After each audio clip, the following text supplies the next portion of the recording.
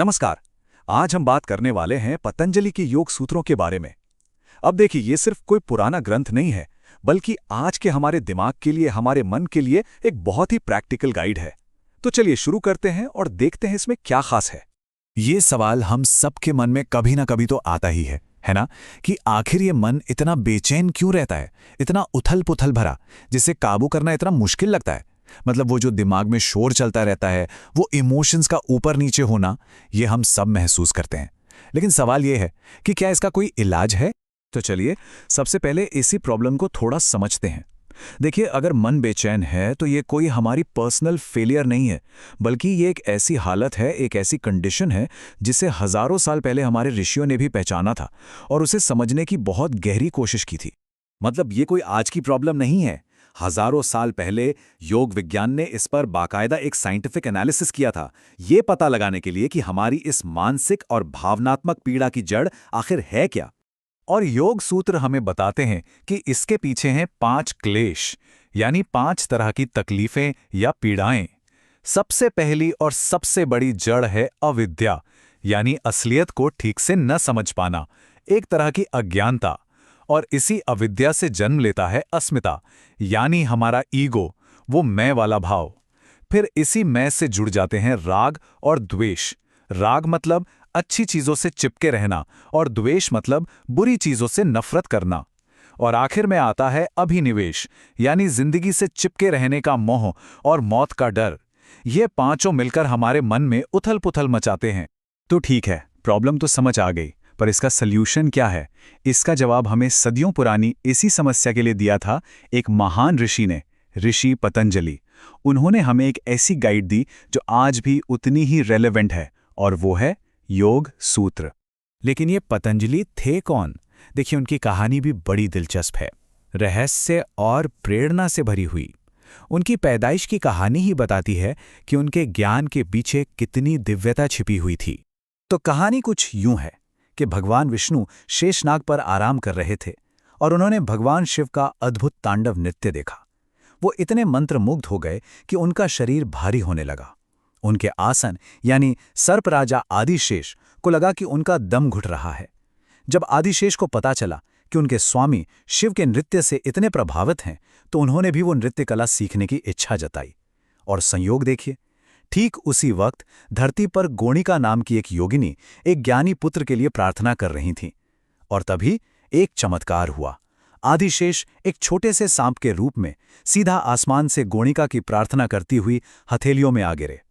पथ मतलब गिरा हुआ, और अंजलि मतलब प्रार्थना करती हुई हथेलियां, और बस यहीं से उनका नाम पड़ा पतंजलि। पर उन्होंने अपने ज्ञान को सूत्र का नाम क्यों दिया? सूत्र का मतलब होता है धागा। ये बहुत खूबसूरत एनालॉजी है। सोचकर देखिए, पतंजलि का हर एक सूत्र ज्ञान के कीमती मोती जैसा है, और उन्होंने इन सारे मोतियों को एक धागे में पिरोकर हमें ज्ञान का एक पूरा हार दे दिया है। तो फिर पतंजलि ने इस मन की समस्या का समाधान क्या बताया? यहीं पर योग की असली परिभाषा, उसकी कोर डेफिनेशन हमारे सामने आती है। और ये है वो सूत्र, योग सूत्र का दूसरा ही सूत्र और शायद सबसे जरूरी सूत्र, योगस चित्त वृत्ति निरोधा। ध्यान से सुनिए, ये सिर्फ एक लाइन नहीं है, ये पूरे योग दर्शन का निचोड़ है। अच्छा, अब इसे थोड़ा तोड़कर समझते हैं। बहुत आसान है। पहला शब्द है चित्त। चित्त का मतलब सिर्फ हमारा मन नहीं है, बल्कि हमारी चेतना, बुद्धि, ईगो, इन सब का कॉम्बिनेशन है। फिर आता है वृत्ति। वृत्तियां हैं हमारे चित्त में उठने वाली लहरें, हमारे थॉट्स, हमारी फीलिंग्स, यादें, जो भी कुछ मन में चलता रहता है। और आखिर में है निरोधा, जिसका मतलब है इन लहरों को रोकना, उन्हें शांत कर देना। तो इन तीनों को मिला दें तो क्या मतलब निकलता है? सीधा सा मतलब है, योग मन में उठने वाली इन लहरों को शांत करने का नाम है। तो देखिए, ये सिर्फ कोई फिजिकल एक्सरसाइज नहीं है, ये एक बहुत ही गहरी मेंटल प्रैक्टिस है। अब सवाल यह है कि ये होगा कैसे? तो पतंजलि ने हमें एक पूरा रोड मैप दिया है। उन्होंने योग सूत्रों को 4 अध्यायों में या पाद में बांटा है, जो हमें स्टेप बाय स्टेप गाइड करता है। तो ये सफर शुरू होता है समाधि पाद से, जो बताता है कि हमारा लक्ष्य क्या है। फिर आता है साधन पाद, जो हमें प्रैक्टिस करने के तरीके बताता है, जैसे कि मशहूर अष्टांग योग। इसके बाद है विभूति पाद, ये थोड़ा इंटरेस्टिंग है। ये बताता है कि प्रैक्टिस से क्या क्या शक्तियां मिल सकती हैं, लेकिन साथ में एक चेतावनी भी देता है। और आखिर में आता है कैवल्यपाद, जो हमें हमारे अंतिम लक्ष्य यानी पूरी तरह से आज़ादी की ओर ले जाता है। हाँ, तो मैंने विभूतिपाद में शक्तियों की बात की थी, राइट? यहीं पर एक बहुत ज़रूरी मोड़ आता है। एक योगी को एक बहुत बड़ा फैसला लेना पड़ता है, और महान योगी BKS अयंगर ने इसे समझाने के लिए एक बहुत ही कमाल की कहानी का इस्तेमाल किया है। उन्होंने योग के रास्ते की तुलना की है रामायण की लक्ष्मण रेखा से। हम सब जानते हैं, लक्ष्मण ने सीता माता की सुरक्षा के लिए एक रेखा खींची थी, एक प्रोटेक्टिव बाउंड्री। ठीक इसी तरह योग की प्रैक्टिस भी हमारे चारों ओर एक सुरक्षा कवच, एक लक्ष्मण रेखा बना देती है। पर जैसे जैसे योगी प्रैक्टिस में आगे बढ़ता है, उसकी ताकत और समझ बढ़ती जाती है, और वो एक ऐसे चौराहे पर आकर खड़ा हो जाता है जहां उसे एक बहुत अहम फैसला लेना होता है। उसके सामने दो रास्ते होते हैं। पहला रास्ता है भोग का, मतलब योग से जो भी शक्तियां मिली, जो भी क्लैरिटी आई, उसका इस्तेमाल दुनियावी फायदे के लिए करना, नाम, शोहरत या सुपरनैचुरल शक्तियों के लिए। ये बिल्कुल लक्ष्मण रेखा को पार करने जैसा है। और दूसरा रास्ता है अपवर्ग का, यानी आध्यात्मिक मुक्ति का। इसमें योगी इन शक्तियों के लालच को छोड़ देता है और अपने असली लक्ष्य यानी सच्ची आज़ादी की तरफ बढ़ता रहता है। ये रेखा के अंदर सुरक्षित रहने जैसा है।